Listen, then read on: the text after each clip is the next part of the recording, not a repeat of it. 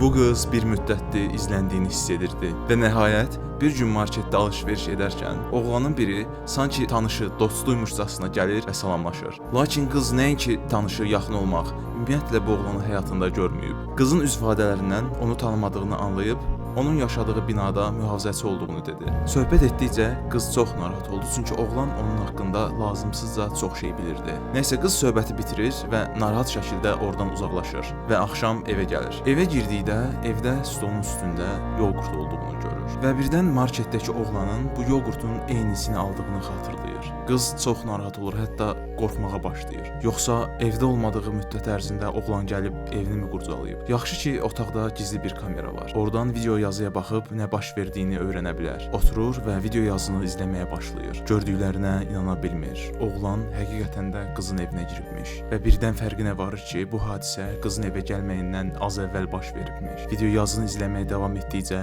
daha da dəhşətə düşür. Çünki videoda oğlanın oturduğu yatağın altında gizləndiyini görür. Qorxu və gərginlikdən az qala nəfəsi kəsilsin. Görəsən oğlan hələ də orada mı gizlənib? Bilmədiyi fakt çox daha dəhşətlidir. Çünki oğlan həmişə orada olubmuş.